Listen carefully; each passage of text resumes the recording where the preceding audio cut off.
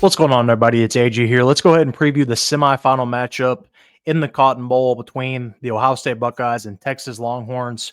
Both teams getting victories today. Ohio State, dominant performance over Oregon. Texas, close win over Arizona State. Should have been a little more of a blowout than it was, but they got the win nonetheless.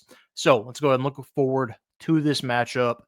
Early impressions, looks like Ohio State is favored by 5. And then as far as predictability wise, I would say right now Ohio State is the clear favorite. The way both teams look today, definitely one's into the spectrum compared to the other. Ohio State, start with them 12-2 on the season, coming in with 2 losses, 1-point loss to Oregon, and then the close 3-point loss to their rival Michigan.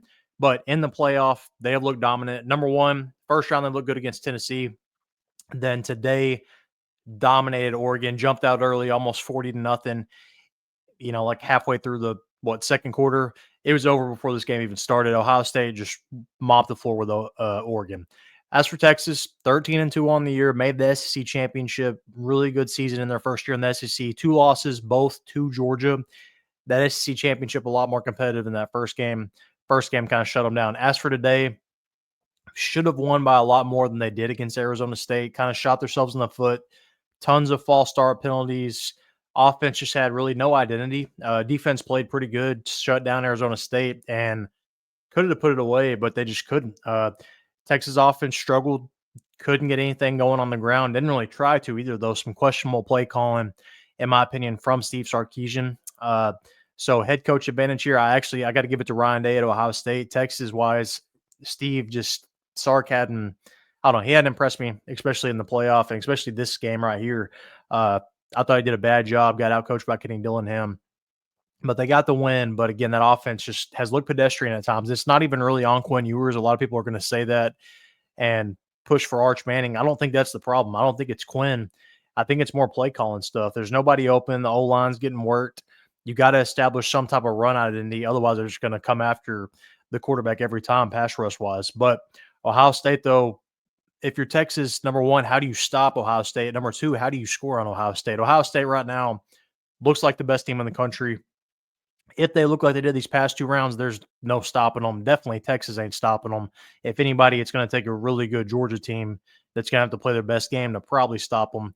But Ohio State, Will Howard he's looked phenomenal in the playoff. This is the best he's looked all year.